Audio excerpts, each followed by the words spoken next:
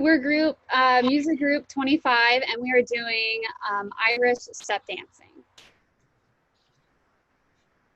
So the history of Irish step dancing, Irish dancing was heavily influenced by traditional Celtic dance forms and other religiously prevalent groups in Ireland during this time. The exact date of when Irish dancing began isn't really clear, but historians are able to link it to traditional Celtic dancing because of the strict, disciplined, and rigid structure and precision of the dances.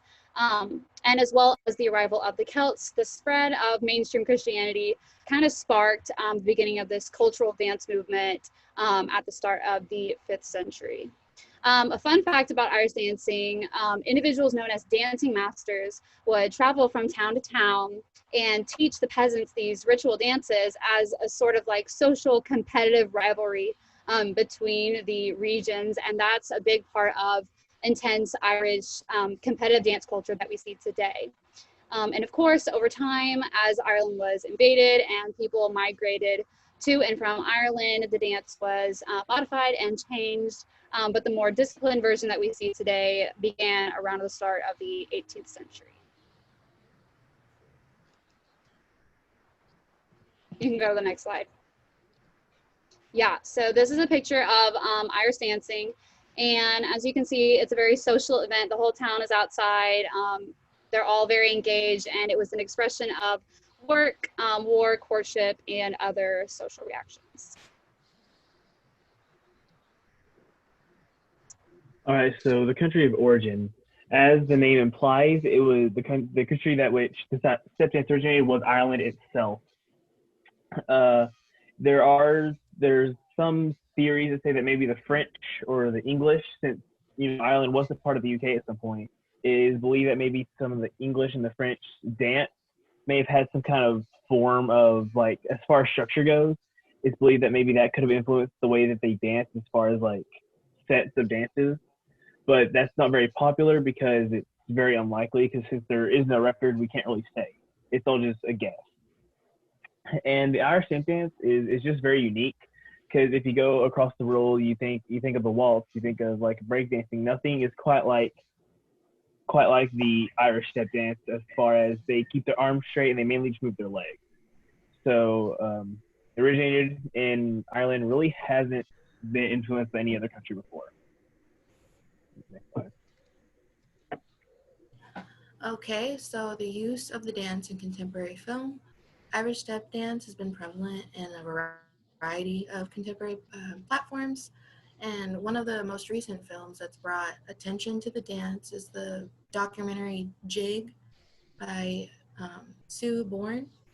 This documentary highlights how step dance is a form of dance that brings people together all over the world. It documents a really big worldwide Irish dance competition that a lot of people look forward to. And another aspect of this film is the fact that it emphasizes breaking the stereotype that only Irish people can perform the dance. And Irish step dance in films is typically accompanied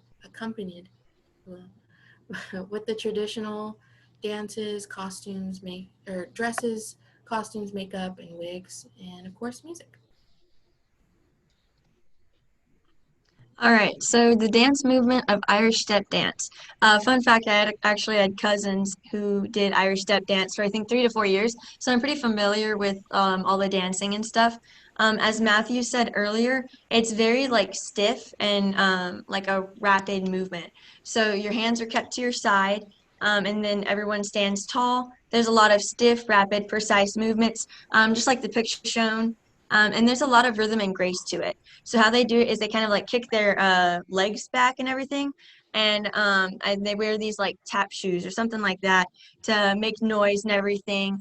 And they accent the downbeats. So whenever you're stepping, you listen to the music. And for example, you downbeat on 1 to 3. So I'm going to emphasize 1 to 3 more. So the movements are pretty simple, but also whenever they're performed at speed, it's crazy hard and they can go really fast. So they can be very challenging, and it's very impressive impressing to watch. And then so once you get like the simple movements down of Irish step dance, you can add more stuff in like shuffling, jumping, circling rounds, etc. Depending on the dance, you kind of just make it your own. So that's something really interesting about it.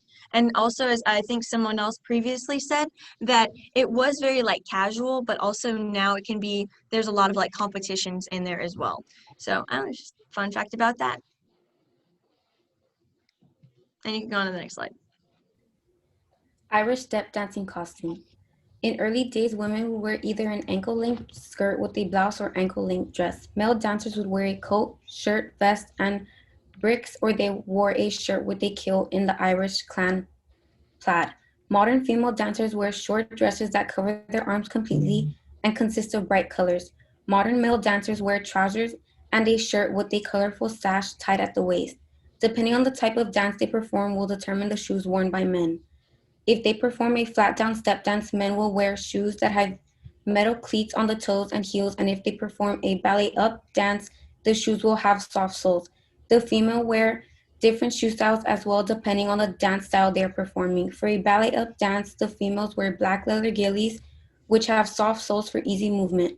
The soft leather allows the dancers to move comfortably on the balls of their feet or their toes. For flat down step dances, the shoes worn are an Oxford style with a thick heel that have a metal cleat attached to the heel and sole.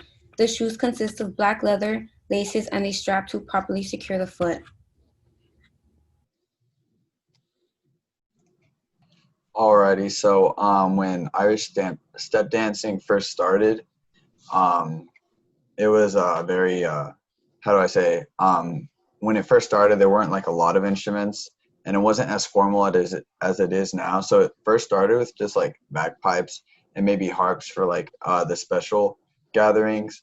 So it wasn't too big on instruments, but over the years when it has like evolved, it's become more diverse, and as it's become more formal, it's included more instruments that are like more orchestrated, like the flute and the fiddle and the bodhran and many more. And next slide. All right, so different forms of the dance. There's three main forms of the Irish step dance. Both of them have group and solo parts. There's set dancing, Cayley routines, and step routines. So set dancing is performed as a group of four couples usually, and it's a French dance originally, and dancers will switch partners and repeat lots of routines throughout the dance, and all according to a rhythm. Cayley routines, that's the most popular form of the dance. It's a group dance. There's a picture of it on the right side of the screen here. It's usually somewhere from 2 to 16 people, and they'll switch places on beat with the music and repeat it as the dance goes on. For step routines, this is an older style of dancing. The sounds that you typically hear with Irish step dancing are intentionally made to add to the music and go along with the rhythm. Every step, each individual step is done twice. It adds to the complexity of the dance and adds to the rhythm. In all three forms, dancers typically have a rigid upper body combined with quick foot movement.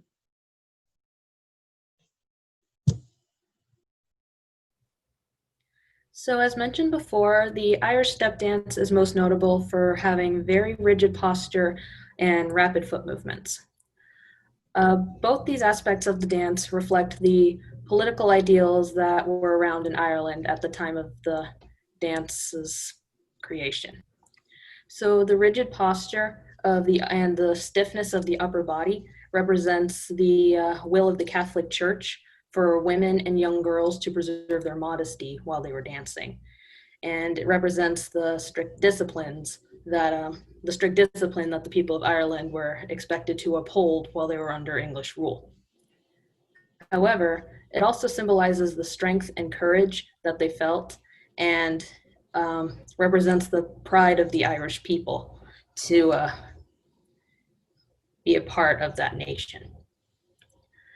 So the rapid foot movements of the dance of themselves symbolize the liveliness that the people felt, and was a small way of rejecting British control and expressing themselves as they saw fit.